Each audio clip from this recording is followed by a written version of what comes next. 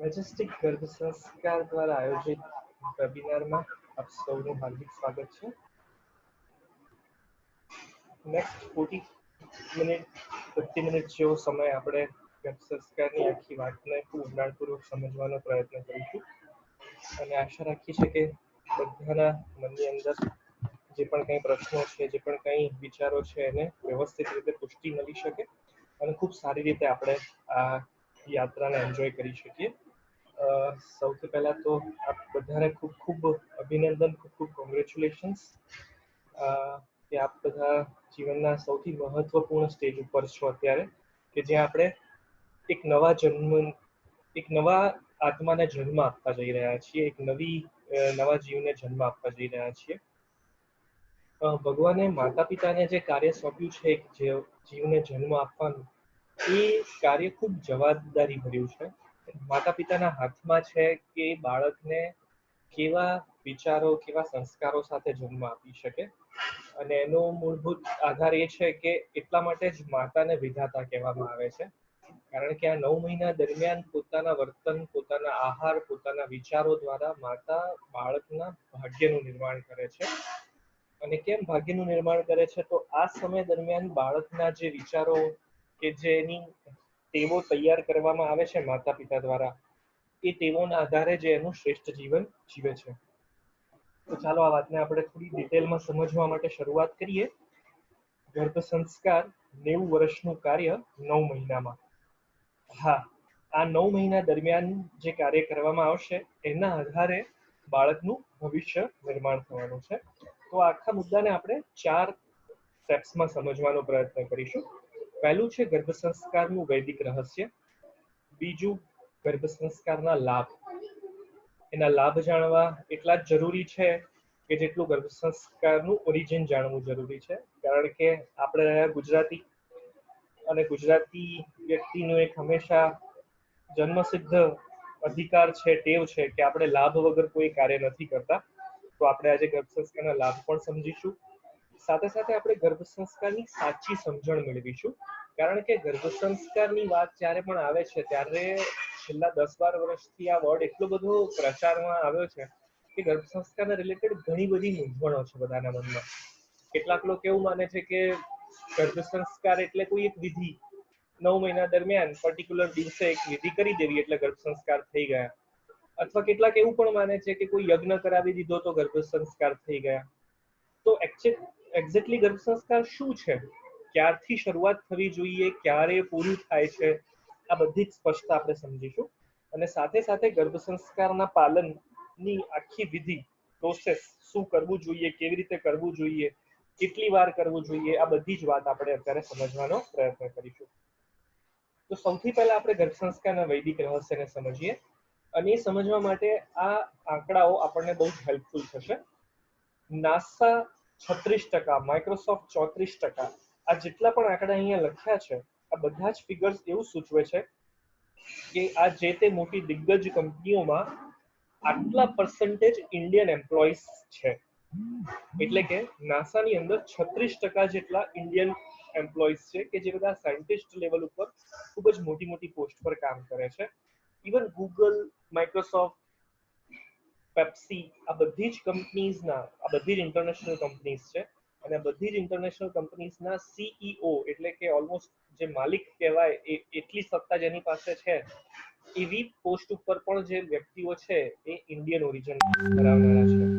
તો શું છે આવું થવાનું કારણ? કેમ ઇન્ડિયન ઓરિજિન વાળી વ્યક્તિઓને આટલી મોટી સંખ્યામાં સારી ઓપોર્ચ્યુનિટીઝ મળે છે? આનો ઊંડાણપૂર્વક જો અભ્યાસ કરવામાં આવે તો એનું સીધું કારણ છે કે આપણા ત્યાં ગર્ભ સંસ્કારનું પાલન જાણે અજાણે નોર્મલ રૂટીન ફોર્મમાં ઘરોમાં થઈ રહ્યું છે.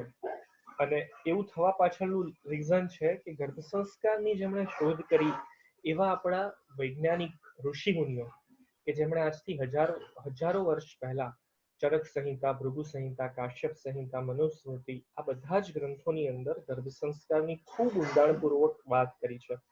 જેમાં ગર્ભિણી સ્ત્રીએ કેવી દિનચર્યા ફોલો કરવી જોઈએ, કેવી પ્રવૃત્તિઓ કરવી જોઈએ, કેવો આહાર લેવો જોઈએ, આ બધી જ બાબતોની ખૂબ ઊંડાણપૂર્વક સ્પષ્ટતા કરેલી છે.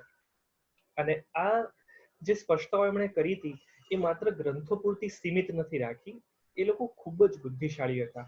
તેમણે આ બધી ક્રિયાઓને આપણા રીત રિવાજમાં પણ વણી લીધી છે, જેનું પરિણામ છે કે આજે કદાચ આપણે શાસ્ત્રો નથી વાંચતા, એના વિશે આપણને એટલો ઊંડો અભ્યાસ કદાચ નથી હોતો, પણ આ રિચ્યુઅલ્સ આજે પણ ફોલો થાય છે. જેવું જ કોઈ ગર્ભવતી સ્ત્રીને માહિતી મળે છે કે હવે એ ગર્ભવતી છે, ત્યારે તેને અમુક ફિક્સ સૂચનો પરિવારના સભ્યો દ્વારા, સગા સ્નેહીઓ દ્વારા મળી જતા હોય છે. જેમ કે પોતાના રૂમમાં બાળગોપાલનો અથવા કોઈ શ્રેષ્ઠ વ્યક્તિનો અથવા સુંદર દેખાતા બાળકોના ચિત્રો લગાવવા, સારા પુસ્તકોનું વાંચન કરવું, સ્વેટર ગૂંથવા જેવી ખૂબ જ ઝીણી પ્રક્રિયા કે જેની અંદર ખૂબ જ એક્ટિવનેસ રાખવી પડે છે, કોન્સન્ટ્રેશન રાખવું પડે છે, એવી પ્રવૃત્તિઓ કરવાની સૂચના મળવી, ભરત ગૂંથણ કરવાની માટેના આઈડિયાઝ મળવા. એ સિવાય કોઈ મરણ પ્રસંગ કે એવી કોઈ ઘટના હોય ત્યાં ગર્ભવતી સ્ત્રીઓનું જવું અયોગ્ય માનવામાં આવે છે, એમને ના પાડવામાં આવે છે. તો આ જેટલી પણ પ્રણાલીઓ છે આ બધી જ સીધી ગર્ભ સંસ્કારનો જ પ્રતિસાદ આપે છે. એમ સમજાવે છે કે આ પ્રક્રિયાઓ દ્વારા શ્રેષ્ઠ સંતાનને જન્મ આપી શકાય છે. પ્રશ્ન એટલો જ છે કે આજના મોડર્ન યુગમાં આપણે એટલા બધા મોડર્ન થઈ ગયા છીએ કે આ બધી પ્રોસેસનું સાયન્ટિફિક રીઝન આપણને ખબર નથી, અને વૈજ્ઞાનિક દ્રષ્ટિકોણ એનો ન ખબર હોવાના કારણે આપણે આ પ્રણાલીઓને એક્સેપ્ટ કરવાની જગ્યાએ એને મૂંઝવણ સમજી બેસીએ છીએ, એને અડચણ સમજી બેસીએ છીએ. તો આજે એ મૂંઝવણોને પણ આપણે સ્પષ્ટ કરવાનો પ્રયત્ન કરીશું વન બાય વન. પણ સૌથી પહેલા આપણે વૈજ્ઞાનિક દ્રષ્ટિકોણથી સમજીએ કે કેમ ગર્ભ સંસ્કારનું પાલન દરેક સ્ત્રી માટે, દરેક પુરુષ માટે ખૂબ જ અગત્યનું છે, અનિવાર્ય છે. તો એનું સૌથી પહેલું વૈજ્ઞાનિક દ્રષ્ટિકોણ એ છે કે હમણાં થોડાક વર્ષો પહેલાની વાત છે, મોડર્ન સાયન્સે કેટલાક એક્સપેરિમેન્ટ કરીને એવું પ્રૂવ કર્યું કે બાળકનો 80% બ્રેઇન ડેવલપમેન્ટ માતાના ગર્ભમાં પ્રેગ્નન્સીના 9 મહિના દરમિયાન થઈ જાય છે. આ જ રિસર્ચને એક બીજી યુનિવર્સિટી કે જે મેડિકલ સાયન્સ પર કામ કરતી હતી, એમણે પોતાના અનુભવ પરથી, પોતાના રિસર્ચ ઉપરથી સાબિત કર્યું કે બાળક જ્યારે જન્મ લે છે ત્યારે 100 બિલિયન 100 બિલિયન ન્યુરોન્સ તેના મગજમાં બની ગયા હોય છે, અને જન્મ બાદ બાળક 5 વર્ષનો થાય ત્યાં સુધીમાં બીજા 15% બ્રેઇન સેલ્સ ડેવલપ થાય છે, ન્યુરોન્સ ડેવલપ થાય છે, અને થ્રુઆઉટ ધ લાઈફ 5 વર્ષથી લઈને આખી જિંદગી દરમિયાન માત્ર 5% બ્રેઇન સેલ્સ ડેવલપ થાય છે. તો ઓવરઓલ બાળકના જીવનમાં મગજનો મેક્સિમમ વિકાસ, 80% જેટલો પાવરફુલ વિકાસ 9 મહિના દરમિયાન ગર્ભમાં થાય છે. અને એમાં પણ 100 બિલિયન ન્યુરોન્સને જ્યારે આપણે દર મિનિટના પ્રોડક્શનના કેલ્ક્યુલેશન જોડે ગણતરી કરવાનો પ્રયત્ન કરીએ તો આપણને ખ્યાલ આવે કે દર મિનિટે 2.5 લાખ ન્યુરોન્સ બને છે. અને દરેક ન્યુરોન એક ન્યુરોન બીજા ન્યુરોન સાથે કનેક્ટ થઈને સાયનેપ્સ નામની એક કનેક્શન તૈયાર કરે છે. આ કનેક્શન બાળકના આ પ્રેગ્નન્સી દરમિયાનના સમયમાં માતા દ્વારા જે વિચારો કરવામાં આવે છે, જે પ્રવૃત્તિ કરવામાં આવે છે, જે અનુભવો કરવામાં આવે છે, એ વિચારોને સ્ટોર કરે છે. જેટલા સેલ્સ એક્ટિવલી સ્ટોર થાય મગજની અંદર, એટલું બ્રેઇન પાવરફુલ બને, અને જેટલા બ્રેઇન્સ કનેક્ટ થાય પણ ડેડ થઈ જાય, એની સાથે કોઈ ઇન્ફોર્મેશન કનેક્ટ કરવામાં ન આવે, એટલા સેલ્સ ડેડ થઈ જાય છે. ડેડ સેલ્સ પણ મગજની અંદર જ પડ્યા રહે છે, અને એક્ટિવ સેલ્સ પણ મગજની અંદર રહે છે. જેટલા સેલ્સ એક્ટિવ હોય એટલું બાળક પાવરફુલ બને, જેટલા વધુ સેલ્સ ડેડ રહે એટલું બાળક નોર્મલ રહે. તો એટલા માટે પ્રેગ્નન્સી દરમિયાન માતાને જાગૃત રહેવાનું કહેવામાં આવે છે. જેટલું માતા જાગશે, જેટલું માતા પાવરફુલ એક્ટિવિટીઝમાં કનેક્ટેડ રહેશે, પોતાની જાતને પોઝિટિવ એન્ગેજમેન્ટમાં રાખશે, એટલું પાવરફુલ કામે કરી શકશે. એટલે ગર્ભ સંસ્કારને આપણે જો સીધી લાઈનમાં સમજવાનો પ્રયત્ન કરીએ તો ગર્ભ સંસ્કાર એ પ્રેગ્નન્ટ લેડીની આદર્શ દિનચર્યા છે. અને એ દિનચર્યાનો જે મહત્વનો ભાગ છે એ છે કે થ્રુઆઉટ ધ પ્રેગ્નન્સી પોઝિટિવ રહેવું, આનંદમય રહેવું અને સંસ્કારયુક્ત વાતાવરણમાં રહેવું. જો આટલું કરવાનો પ્રયત્ન કરે માતા અને પિતા સાથે મળીને એને હેલ્પ કરે તો શ્રેષ્ઠ ગર્ભ સંસ્કારનું પાલન થઈ શકે છે અને શ્રેષ્ઠ બાળકનો ચોક્કસ જન્મ થઈ શકે છે. ચાલો આ વાતને હવે થોડા તર્ક સાથે સમજવાનો પ્રયત્ન કરીએ. અહીં સ્ક્રીન ઉપર આપને એક ગુલાબનું ફૂલ દેખાય છે. આ લાલ કલરના ગુલાબના ફૂલને મારે પીળા કલરના ગુલાબના ફૂલમાં કન્વર્ટ કરવું છે. શું આ શક્ય છે? અને શક્ય છે તો કેવી રીતે? આપણે ગમે તેટલા પ્રયત્નો કરીએ, ગમે તેટલા વિચારો લગાવીએ, પણ લાલ ગુલાબના ફૂલને નેચરલી કુદરતી રીતે જે પીળું હોય અને કુદરતી રીતે એમાંથી જે સુગંધ આવતી હોય એવું જ રાખવું હોય તો મોડર્ન સાયન્સ પણ એના માટે કોઈ ટેકનોલોજી વિકાસ કરી શકે એવું હજી સુધી શક્ય થયું નથી. ગુજરાતી છીએ આપણે એટલે આપણને જુગાડ કરતા સારા આવડે, એટલે શક્ય છે કે કોઈ એવો વિચાર આપે કે આપણે એક કામ કરી શકીએ કે આ લાલ ગુલાબને આપણે પીળા કલરના પેઇન્ટથી રંગી દઈએ, તો એ પીળું બની જશે ને? હા, ચોક્કસ પીળું બની જશે, પણ ફૂલ તરત જ મરી જશે. એ ફૂલમાં સુગંધ આવવાની બંધ થઈ જશે, ફૂલ કરમાઈ જશે. અને હવે પીળું થઈ પણ ગયું તો કરમાયેલું ગુલાબ કામનું શું? એટલા માટે જો આ લાલ ગુલાબને મારે પીળું બનાવવું હોય તો સમગ્ર દુનિયાના બધા જ સાયન્ટિસ્ટ ભેગા થઈને પણ, સમગ્ર દુનિયાના તમામ બુદ્ધિશાળી લોકો ભેગા થઈને પણ એક જ સોલ્યુશન આપી શકે, અને એ છે કે જ્યારે હું આ ગુલાબના ફૂલનું બીજ વાવતો હતો ત્યારે મારે લાલ ગુલાબને બદલે પીળા ગુલાબનું બીજ વાવવું જોઈએ. જો હું પીળા ગુલાબનું બીજ વાવું તો જ પીળા ગુલાબના ફૂલ મને પ્રાપ્ત થાય. આ જ વાતને ગર્ભ સંસ્કાર સાથે તર્કસંગત કરતા પરમ પૂજ્ય પ્રમુખ સ્વામી મહારાજ એક વિધાન આપે છે કે સુધારો બીજમાં થાય, વૃક્ષમાં નહીં. એટલે કે બાળકની અંદર પણ જે પણ કંઈ સારા ગુણોનું સિંચન કરવું હોય એની શરૂઆત ગર્ભાવસ્થામાં જ જ્યારે એ બીજ બની રહ્યું છે ત્યારે કરવી પડે. ત્યારબાદ જ્યારે વૃક્ષ બની જાય છે ત્યારે નાના મોટા કરેક્શન્સ થઈ શકે, પણ મૂળ તત્વમાં કરેક્શન ન થઈ શકે. અર્થાત કે પ્રેગ્નન્સી દરમિયાન બાળકના મગજમાં જેટલા સારા સંસ્કારો, જેવા વિચારો, જેવી સ્કિલ્સ મૂકવામાં આવે એના આધારે બાળકની બિલીફ સિસ્ટમ બને છે. અને બિલીફ સિસ્ટમ એ એટલી પાવરફુલ વસ્તુ છે કે વ્યક્તિ પોતાના સમગ્ર જીવન દરમિયાન જે પણ કંઈ નિર્ણયો લે છે, જે પણ કંઈ દિશામાં આગળ વધે છે, તેનો સંપૂર્ણ આધાર તેની બિલીફ સિસ્ટમ પર રહેલો છે.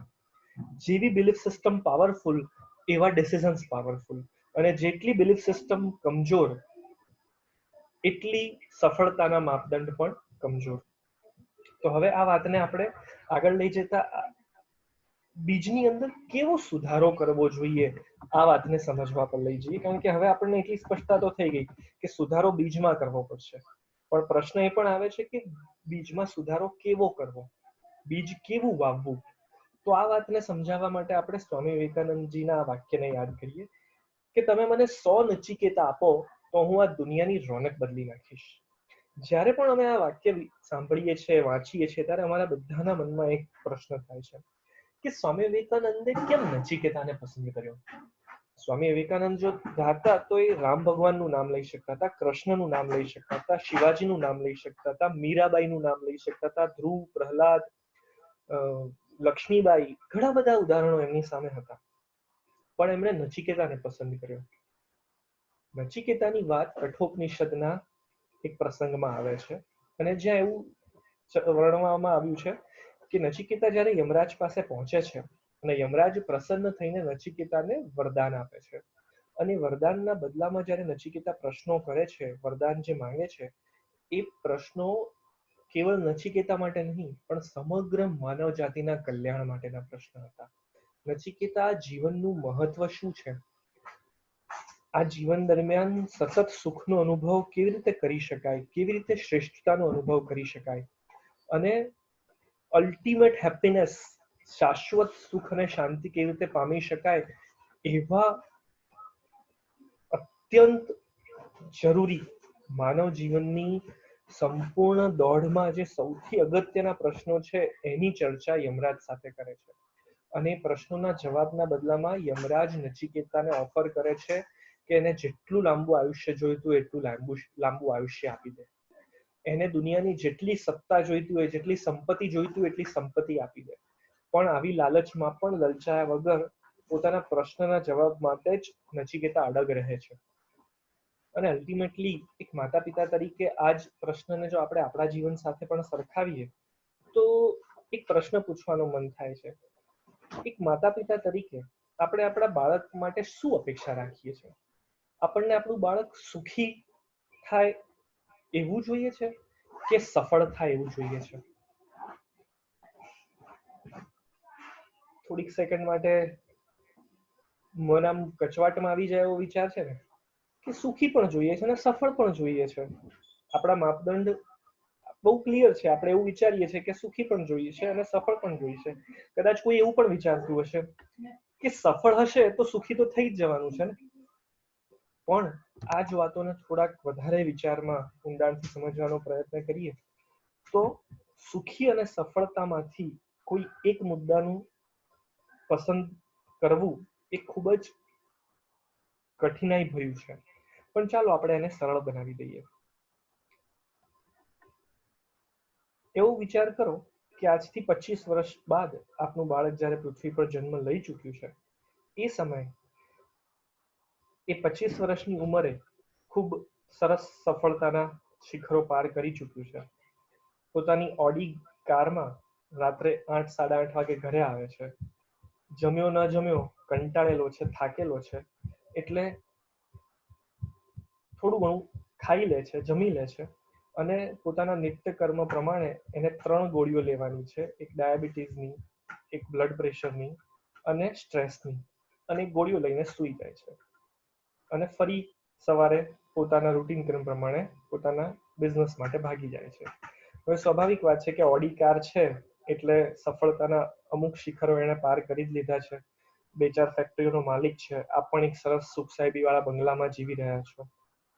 એટલે ચોક્કસ એવું કહી શકીએ કે આપનું સંતાન સફળ છે. છોકરો છે કે છોકરી એની સાથે આપણે કોઈ જ અત્યારે ચર્ચા નથી કરી રહ્યા, પણ એ સફળ છે એવું આપણે પ્રેડિક્શન હવે અત્યારે કરી શકીએ છીએ. અને બીજા કેસમાં એક એવું સંતાન, ફરી આપણે ગેસ કરીએ કે આજથી 25 વર્ષ પછી આપને એક એવું સંતાન છે આપની પાસે કે જે સંતાન સામાન્ય 25,000ની નોકરી કરે છે, 7:30, 8 વાગે ઘરે આવે છે. ઘરે આવ્યા બાદ આપ બધા જ સાથે બેસીને દાળ ભાત, શાક રોટલી કે ખીચડી કઢી જમો છો. ત્યારબાદ બધા જ સાથે બેસીને તારક મહેતા જુઓ છો. ત્યારબાદ આપનું સંતાન આપની પાસે જે નાની કાર છે એમાં બેસાડીને બધાને આઈસ્ક્રીમ ખાવા લઈ જાય છે. આઈસ્ક્રીમ ખાઈને બધા ઘરે પાછા આવે છે અને સાથે રમતા રમતા, વાતચીત કરતા કરતા પછી વારાફરતી બધા સૂઈ જાય છે. આ બાળક સફળ નથી, પણ શું સુખી છે? તો હવે આ બંને કેસમાંથી કોઈ પણ માતા પિતા કઈ સંતાન પસંદ કરશે? સ્વાભાવિક છે ને, બીજા કેસ ઉપર બધાની પસંદગી ઉતરશે. તો શું અહીંયા સફળતા ઇમ્પોર્ટન્ટ હતી કે સુખી જીવન? બહુ જ ક્લેરિટી વાળી વાત છે કે નચિકેતાને પણ સ્વામી વિવેકાનંદે એટલા માટે જ પસંદ કર્યો હતો કે સફળતાની જગ્યાએ સુખને પ્રાધાન્ય આપવું, એવો વિચાર જે બાળકની અંદર હશે એ સફળ જાતે થઈ જશે. કારણ કે સફળતાના માપદંડ વ્યક્તિએ બદલાય છે. સુખના માપદંડ એક આદર્શ માપદંડ છે. એ દરેક વ્યક્તિ પોતાની જગ્યાએ અનુભવ કરી જ લેતો હોય છે. તો આપણે પણ જ્યારે એક આદર્શ બીજની સ્થાપના કરવાનો વિચાર કરી રહ્યા છીએ તો આપણા મનમાં, માતા પિતાના મનની અંદર એક સ્પષ્ટતા હોવી જોઈએ કે અમારે અમારા સંતાનની અંદર આવા શ્રેષ્ઠ ગુણો મૂકવા છે કે જે મટીરિયાલિસ્ટિક વસ્તુઓમાં સુખની શોધ ન કરે. વધુ સંપત્તિ હશે તો જ સુખી થઈ શકાશે, મારા હાથમાં બહુ બધી સત્તા હશે તો જ સુખી થઈ શકાશે, એવી ભાવનાઓથી બહાર નીકળીને એક શાશ્વત સુખની શોધ કરી શકે એવી જિજ્ઞાસા વૃત્તિ તો એટલીસ્ટ આપણે નાખવાનો પ્રયત્ન કરીએ. તો એવા વિચાર સાથે આપણે બીજનું આરોપણ કરવું જોઈએ, એવું આપણને આપણા શાસ્ત્રો શીખવે છે. હવે આપણે ગર્ભ સંસ્કારના લાભ સમજવાનો પ્રયત્ન કરીએ. ગર્ભ સંસ્કારનો જે સૌથી પહેલો લાભ છે એ આપણને સમજાવે છે પ્રહલાદ અને કયાધુ. પ્રહલાદનો પ્રસંગ ઓલમોસ્ટ આપણે બધા જ સાંભળેલો છે, જાણતા હોઈએ છે, એટલે આપણે આ પ્રસંગને ડિટેલમાં ચર્ચા નથી કરતા. આપણે સ્ટ્રેટ ફોરવર્ડલી આ પ્રસંગના મુખ્ય ભાગને સમજીએ કે પ્રહલાદ રાક્ષસનો સંતાન છે. હિરણ્યકશ્યપુ અને કયાધુ રાક્ષસ વંશના હતા, અને રાક્ષસ વંશની અંદર એક ભક્ત બાળકનો જન્મ થયો. આ કેવું આશ્ચર્ય! તો આપણે જેમ જાણીએ છીએ કે કયાધુ એ સમયે નારદ મુનિના આશ્રમમાં હતી પ્રેગ્નન્સી દરમિયાન, અને નારદ મુનિના આશ્રમની અંદર કોન્સ્ટન્ટલી ભક્તિભાવ વાળું વાતાવરણ, આધ્યાત્મિક વાતાવરણ, કથા વાર્તા થાય, ભજન કીર્તન થાય, આશ્રમનું સાત્વિક ભોજન મળે, અને એવી આદર્શ દિનચર્યા કયાધુને મળી કે જેના પરિણામ સ્વરૂપ રાક્ષસી તત્વોનું જતન ન થયું અને આધ્યાત્મિક તત્વોનું જતન થયું, અને પરિણામે દાનવના ઘરની અંદર ભક્ત પ્રહલાદ જેવો દેવ સમાન બાળક જન્મ લે છે. આ પ્રસંગ આપણને ખૂબ જ સ્પષ્ટતાથી સમજાવે છે કે ગર્ભ સંસ્કારનો પ્રથમ ફાયદો આ છે કે માતા પિતાની અંદર જે ગુણો ન હોય એ ગુણો પણ જો માતા પિતા ધારે અને પર્ટિક્યુલર પ્રકારની દિનચર્યા ફોલો કરે તો એ બાળકની અંદર લાવી શકાય છે. બીજો પ્રસંગ આપણે સમજીએ, શિવાજી અને જીજાબાઈ. શિવાજી અને જીજાબાઈનો પ્રસંગ પણ ખૂબ જ અદ્ભુત છે. જ્યારે શિવાજી ગર્ભમાં હતા ત્યારે જીજાબાઈના જીવનમાં ખૂબ જ વિપરીત પરિસ્થિતિઓ આવી. નોર્મલી ઘરમાં નાના મોટા કંકાસ થવા, આર્થિક પ્રશ્નોને લઈને જોજમવું, માનસિક પ્રશ્નો રહેવા અને પ્રેગ્નન્સી દરમિયાન ફિઝિકલ પ્રશ્નો રહેવા, આ બધા જ પ્રશ્નો ખૂબ જ સ્વાભાવિક છે. દરેક વ્યક્તિના જીવનમાં વધતા ઓછા પ્રમાણમાં આવા પ્રશ્નો આવતા જ હોય છે. અને મોટા ભાગે જ્યારે આવા પ્રશ્નો આવે છે ને ત્યારે આપણે એક અલગ જ ડાયલેમામાં આવી જઈએ છીએ કે મને તો આ તકલીફ છે એટલે હું આવું નથી કરી શકતો કે નથી કરી શકતી, વગેરે વગેરે. જ્યારે જીજાબાઈના જીવનની અંદર તો યુદ્ધની પરિસ્થિતિ હતી. એ શિવાજીને ગર્ભમાં ધારણ કર્યા છતાં પણ યુદ્ધભૂમિ પર જ જીવતા હતા. એમને યુદ્ધભૂમિમાં સૈનિકોની સારવાર કરવાનું, એમના માટે ભોજન બનાવવાનું, યુદ્ધના શસ્ત્રો તૈયાર કરવાનું, આવી બધી સેવાઓ મળતી હતી. હવે યુદ્ધના વાતાવરણથી વધારે ભયજનક અને ડરામની પરિસ્થિતિ કઈ હોઈ શકે? પણ આવી પરિસ્થિતિમાં પણ જીજાબાઈએ શિવાજી પર એક પણ નેગેટિવ વિચાર પહોંચવા દીધો નથી, અને કોન્સ્ટન્ટલી શૂરવીરતાના અને પરાક્રમના ભજનો, પરાક્રમની ના હાલરડા એમણે ગર્ભસ્થ શિશુ શિવાજીને સંભળાવ્યા, અને શિવાજીને સંકલ્પબદ્ધ કર્યો કે જ્યારે તારો જન્મ થશે ત્યારે તારે એક વીર યોદ્ધા બનવાનું છે અને મોગલ સામ્રાજ્યનો નાશ કરીને મરાઠા સામ્રાજ્યનું સ્થાપન કરવાનું છે, ભારતને હિન્દુ રાષ્ટ્ર બનાવવાનું છે. આવા પાવરફુલ સંકલ્પો જીજાબાઈએ શિવાજીમાં રોપ્યા, અને જેનું પરિણામ આવ્યું કે શિવાજીએ જન્મ લઈને પોતાની માતાનો આ સંકલ્પ સિદ્ધ કરી બતાવ્યો. તો જીજાબાઈએ પણ આપણને ગર્ભ સંસ્કારનો બીજો ફાયદો સમજાવતા એ દ્રઢ કરાવ્યું છે કે માતા ધારે તો ગમે તેવી વિષમ પરિસ્થિતિ હોય પણ એ પોતાના સંતાનને શૂરવીરતા જેવા મહાન ગુણો પણ આપી શકે છે અને સંકલ્પબદ્ધ કરીને પણ જન્મ આપી શકે છે. આવો એવો ત્રીજો એક પ્રસંગ જાણીએ, રાણી મદાલસા અને અલર્કનો. રાણી મદાલસા તો દરેક પ્રેગ્નન્ટ લેડીઝ માટે આદર્શ સમાન છે, કારણ કે રાણી મદાલસાએ દરેક માતાને પોતાના વિધાતા હોવાના વિચારને ખૂબ જ પાવરફુલ રીતે પોતાના અનુભવો પરથી સિદ્ધ કરીને બતાવ્યું છે. જ્યારે રાણી મદાલસા ગર્ભવતી થતા ત્યારે એક અદ્ભુત કાર્ય એ કરતા, જેવું જે ગર્ભવતી થતા તરત જ અનાઉન્સ કરી દેતા કે મારા પુત્રમાં આવા લક્ષણો આવશે. જ્યારે તે પ્રથમ 3 વખત પ્રેગ્નન્ટ થયા, 3 વખત એમણે એવું અનાઉન્સ કર્યું હતું કે મારા 3 પુત્રો સંન્યાસી થશે. અને થ્રુઆઉટ ધ પ્રેગ્નન્સી એક સંન્યાસીને શોભે તેવી દિનચર્યા, તેવા વિચારો, તેવા કાર્યો, તેવો આહાર, આ પ્રમાણે તેમણે પોતાની પ્રેગ્નન્સીનો સમય પસાર કર્યો, અને જેના ફળ સ્વરૂપે 3 સંતાન જન્મ લેતા અને થોડાક જ સમયમાં સંન્યાસ આશ્રમ ગ્રહણ કરી લેતા.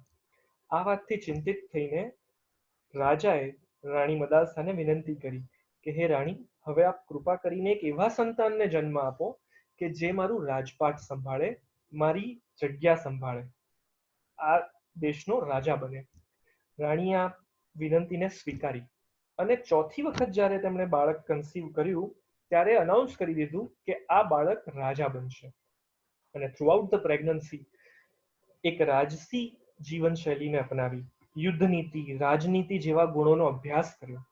સાથે સાથે રાજાને શોભે તેવા ભોજનનું ગ્રહણ કર્યું અને સતત તેવી વિચારધારાને અપનાવીને જે સંતાનને જન્મ આપ્યું એ મોટી થઈને દેશના રાજા તરીકે પ્રસ્થાપિત થઈ રાજા અલર્ક, અને જેમની રાજનીતિક સૂઝબૂછના કિસ્સાઓ આજે પણ આપણે સાંભળીએ છીએ. તો ગર્ભ સંસ્કારના ત્રીજો ફાયદો સમજાવતા રાણી મદાલસાએ એમ સાબિત કરી આપ્યું કે માતા ધારે તો પોતાના બંને સંતાનોમાં અલગ અલગ પ્રકારના ગુણોનું સિંચન પણ કરી શકે છે. ચાલો એક ચોથો પ્રસંગ જાણીએ ગર્ભ સંસ્કારના ફાયદા સમજવા માટે, અભિમન્યુ અને સુભદ્રાનો. અભિમન્યુ જ્યારે માતાના ગર્ભમાં હતો ત્યારે આપણે બધા જાણીએ છીએ રીતે કૃષ્ણ ભગવાન એટલે કે સુભદ્રાના ભાઈ અભિમન્યુના મામા, એમણે ગર્ભવતી સુભદ્રાને ચક્રવ્યૂહ ભેદવાનો આખો જે પ્રોસેસ છે એ સમજાવ્યો. અને જ્યારે સાતમા કોઠાના ભેદવાની વાત આવી ત્યારે સુભદ્રા સૂઈ જાય છે અને પરિણામે સાતમા કોઠાને ભેદવાની વાત અભિમન્યુને જાણ નથી થતી. અને પરિણામ સ્વરૂપે જ્યારે મહાભારતનું યુદ્ધ ખેલાય છે એ સમયે ચક્રવ્યૂહની રચના કરે છે કૌરવો, ત્યારે આખા મહાભારતના તમામ લાખો શૂરવીરોની અંદર કેવળ 4 કે 5 જણા એવા હોય છે કે જેને આ ચક્રવ્યૂહ ભેદતા આવડતું હોય છે, જેમાં કૃષ્ણ, અર્જુન, ભીષ્મ પિતામહ અને દ્રોણાચાર્ય જેવા દિગ્ગજોનો સમાવેશ થાય છે. અને એ બધાની વચ્ચે કેવળ એક 16 વર્ષનો યુવાન અભિમન્યુ જેવો હોય છે કે જેને પણ ચક્રવ્યૂહ ભેદતા આવડે છે અને ચક્રવ્યૂહમાં ઘૂસે છે અને સાતમા કોઠે વીરગતિને પ્રાપ્ત થાય છે. હવે આ વાતની અંદર એક બહુ જ સ્પષ્ટ લેસન આપણને મળે છે કે પ્રેગ્નન્સી દરમિયાન માતાનું જાગૃત રહેવું ખૂબ જ જરૂરી છે. જો માતા જાગૃત રહેશે તો જ એક શ્રેષ્ઠ સંતાનને જન્મ આપી શકશે. માતા જો ઊંઘી જશે, જાગૃત નહીં રહે, તો અભિમન્યુને જે સીન ફેસ કરવાનો આવ્યો એવી પરિસ્થિતિ આપણી થઈ શકે છે.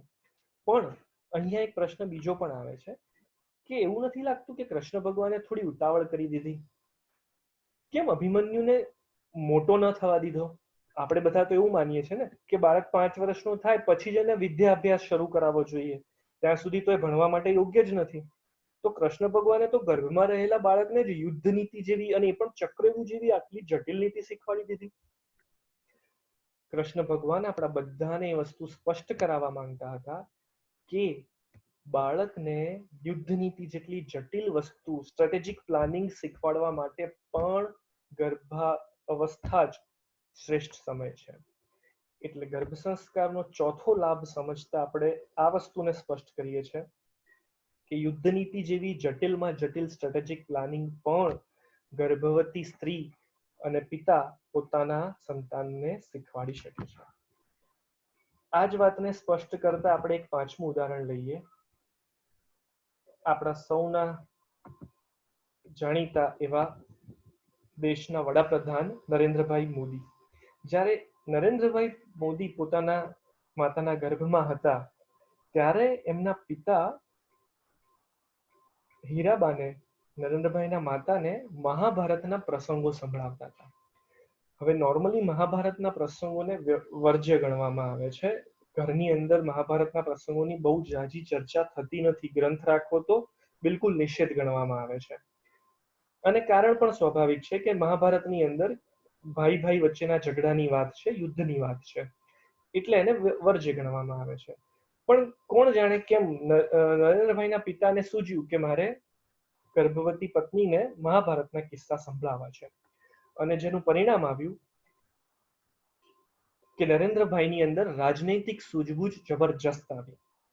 નરેન્દ્રભાઈ મોદીના પૂરા પરિવારની અંદર કોઈ પણ વ્યક્તિ આજ સુધી રાજકારણમાં કોઈ ઇતિહાસ ધરાવતું નથી. કેવળ અને કેવળ નરેન્દ્રભાઈ મોદી જ રાજકારણમાં છે. પણ આવું થવા પાછળનું કારણ છે મહાભારતના પ્રસંગોનું વાંચન પ્રેગ્નન્સી દરમિયાન. કારણ કે મહાભારત દુનિયાનું રાજનીતિ વિષયનું સૌથી શ્રેષ્ઠ ગ્રંથ છે. જેટલું પણ કંઈ દુનિયામાં થયું છે, થઈ રહ્યું છે, એ બધું જ મહાભારતમાં વર્ણવેલું છે. અને જે પણ કંઈ મહાભારતમાં નથી વર્ણવેલું એવું કંઈ દુનિયામાં થઈ શકતું નથી. આવી વાત વેદવ્યાસજીએ મહાભારત લખતા સમયે ઉચ્ચારેલી છે. તો જે બાળક ગર્ભની અંદર જ મહાભારત દ્વારા રાજનીતિ શીખીને આવ્યો હોય એ બાળક મહાન દેશનું નિર્માણ કરી શકે એમાં આશ્ચર્યની વાત શું છે? તો આ પ્રસંગ આપણને એ સ્પષ્ટ કરે છે કે જે કુળની અંદર આપણે જન્મ્યા છીએ, જે આપણા વંશ તરફથી આપણને જે વિચારો મળે છે, એ કરતા પણ વિશેષ સંસ્કારો અને ગુણોનું સિંચન જો માતા પિતાએ કરવું હોય તો એ પણ ગર્ભાવસ્થા દરમિયાન ગર્ભ સંસ્કારના પાલન દ્વારા શક્ય છે. હજી એક મોડર્ન એક્ઝામ્પલ લઈએ. સ્ક્રીન ઉપર આપને સોનાક્ષી સિન્હાનો ફોટો દેખાઈ રહ્યો છે, રાઈટ? ખૂબ જ જાણીતી અભિનેત્રી છે. એમનો ચહેરો બોલિવૂડના જ એક બીજા હિરોઈન રીના રોયને મળતો આવે છે. હવે આ ખૂબ આશ્ચર્યની ઘટના છે ને, કે એમના માતા પિતા તો શત્રુઘ્ન સિન્હા અને એમના પત્ની છે, પણ કેમ સોનાક્ષી સિન્હાનો ચહેરો એમના માતા પિતાને નહીં પણ રીના રોયને મળતો આવે છે? આ પ્રશ્ન એકવાર એક પત્રકાર પરિષદની અંદર પત્રકારોએ રીના રોયના સોનાક્ષી સિન્હાના મધરને પૂછ્યો. ત્યારે એમને જવાબ આપતા કહ્યું કે જ્યારે સોનાક્ષી સિન્હા મારા ગર્ભમાં હતી એ સમય દરમિયાન શત્રુઘ્ન સિન્હા અને રીના રોયનું એક ફિલ્મ ચાલી રહ્યું હતું, અને એના કારણે મને કોન્સ્ટન્ટલી અમુક વિચારો એવા રહેતા કે જેના કારણે હું સતત રીના રોયના જ વિચારો કર્યા કરતી હતી, અને કોન્સ્ટન્ટલી રીના રોયના વિચારો કરવાના પરિણામે અત્યારે સોનાક્ષી સિન્હાનો ચહેરો રીના રોયને મળતો આવે છે. કદાચ આ પ્રસંગ આપણને સમજાવવામાં હેલ્પફુલ થશે કે કેમ આપણને પોતાના રૂમની અંદર બાલગોપાલનો ફોટો અથવા સુંદર દેખાતા બાળકોના અથવા મહાન પુરુષોના ફોટોગ્રાફ લગાવવાનું સજેશન આપવામાં આવે છે. કારણ કે થ્રુઆઉટ પ્રેગ્નન્સી આપણે જેમને જોઈએ છે, જેમના વિચારો કરીએ છીએ, એવા સંસ્કારો અને એવો ચહેરો પણ ઘણીવાર બાળક એડોપ્ટ કરી લેતો હોય છે. તો આવા અદ્ભુત પરિણામો ગર્ભ સંસ્કારના યોગ્ય પાલન દ્વારા મળતા આવ્યા છે. હવે ગર્ભ સંસ્કારના પાલનની સાચી સમજ આપણે લેવાનો પ્રયત્ન કરીએ. તો ગર્ભ સંસ્કારની શરૂઆત થાય છે પાત્ર પસંદગીથી, ત્યારબાદ લગ્ન વિધિ, ગર્ભાધાન પૂર્વેની તૈયારી અને ગર્ભાધાન સમયની પ્રોસેસ, આ બધી જ વાતોને ખૂબ જ ઊંડાણપૂર્વક જો સમજવાનો પ્રયત્ન કરીએ તો ગર્ભ સંસ્કારની આખી પ્રોસેસ કમ્પ્લીટ થાય છે. તો પાત્ર પસંદગીની વાતને આપણે ખૂબ જ ટૂંકાણમાં સમજવાનો પ્રયત્ન કરીએ તો લગ્ન વિધિ કરતા પહેલા જ્યારે લગ્ન માટે પાત્ર નક્કી કરવામાં આવે છે ત્યારે કુંડલી મિલાવવાનો રિવાજ છે. એક ગોત્રમાં એક વંશની અંદર લગ્ન ન થવા જોઈએ. આ જેટલી પણ પ્રણાલીઓ છે એ બધી જ પ્રણાલીઓ કોઈ અંધવિશ્વાસ નથી, એ સીધું વિજ્ઞાન છે. કારણ કે એક જ ગોત્રમાં જો લગ્ન કરવામાં આવે તો એ વંશમાં ચાલતા જે રોગો છે એ મલ્ટીપ્લાય થઈને નેક્સ્ટ જનરેશનમાં આવવાના ચાન્સીસ વધી જાય છે.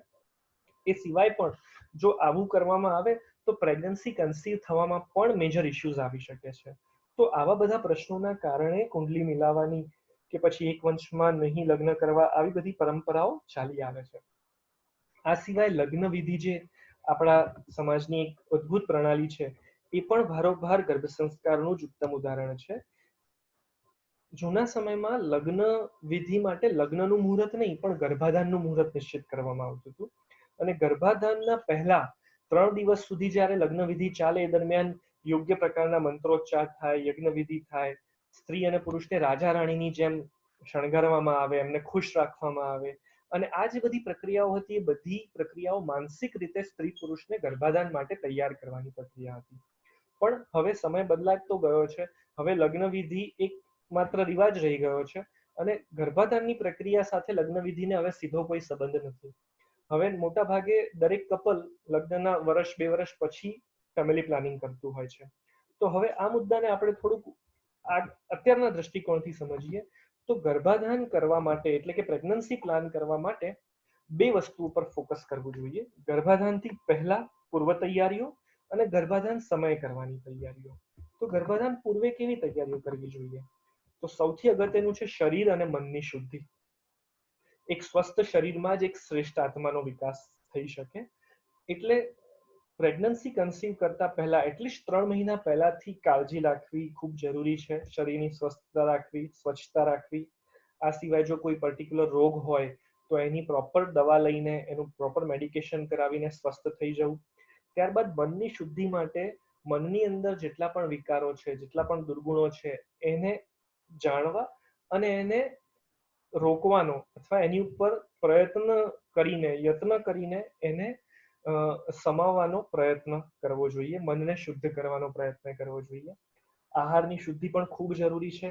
આહારની શુદ્ધિની અંદર આપણે બધા જાણીએ છીએ અત્યારે કે મોડર્ન સમયની અંદર આપણે બધા હવે હાઇજેનિક ફૂડ લેતા થયા છીએ, ચોખ્ખું ફૂડ જમતા થયા છીએ.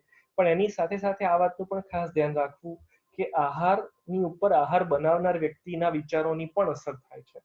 એટલે ભોજન બનાવતા સમયે સારા વિચારો કરવા, ભજન ગાતા ગાતા ભોજન બનાવવું, આવી પ્રક્રિયાઓ કરવાથી બાળકની અંદર એ ભોજન દ્વારા સારા વિચારો પહોંચે છે. ગર્ભવતી માતાના મનમાં પણ સારા વિચારો જાય છે. આ સિવાય ભોજન બની ગયા પછી તેને ભગવાનને ધરાવીને પ્રસાદ બનાવીને જમવું જોઈએ. કારણ કે કદાચ ભોજનની અંદર કોઈ વિચારો રહી પણ ગયા હોય તો જો એ ભગવાનને ધરાવવામાં આવે અને એને પ્રસાદ બનાવી દેવામાં આવે તો આદર્શ રીતે બાળકની અંદર સારા ગુણો ભોજન દ્વારા પણ પહોંચી શકે છે. આ સિવાય ધ્યાન, યોગ, સારા વિચારો, ટીવી, સિનેમા, સોશિયલ મીડિયાનો વિવેકપૂર્ણ ઉપયોગ અથવા તેનાથી દૂર રહેવું, આ બધું ખૂબ જ સલાહભર્યું છે. તો આ રીતે 3 મહિના પહેલાથી એટલીસ્ટ સારા વિચારો, સારા પુસ્તકોનું વાંચન, આ બધું કરીને આપણે એક શ્રેષ્ઠ સંતાનને જન્મ આપવા માટે પ્રયત્ન કરી શકીએ છીએ. આ સિવાય ગર્ભાધાન સમયે સમાગમની પ્રક્રિયા સમયે જે રૂમનો આપણે ઉપયોગ કરીએ છીએ ત્યાં લાઇટ કલરની ચાદરનો ઉપયોગ થયો હોય, સફેદ કલર અથવા આસમાની કલરના વસ્ત્રો સ્ત્રી પુરુષે પહેર્યા હોય, સુગંધિત વાતાવરણ હોય રૂમની અંદર, કોઈ પણ પ્રકારના ટેન્શન કે સ્ટ્રેસ વગર સમાગમની પ્રક્રિયા થાય, વેન્ટિલેશન રૂમનું એકદમ સરસ હોય અને સાથે સાથે ગર્ભને ધારણ કરતા પહેલા પ્રાર્થના કરીને સમાગમની પ્રક્રિયામાં જોડાઈએ. તો આ બધી વસ્તુઓનું જો ધ્યાન રાખવામાં આવે તો ગર્ભાધાનની પ્રક્રિયા પણ ખૂબ જ અદ્ભુત રીતે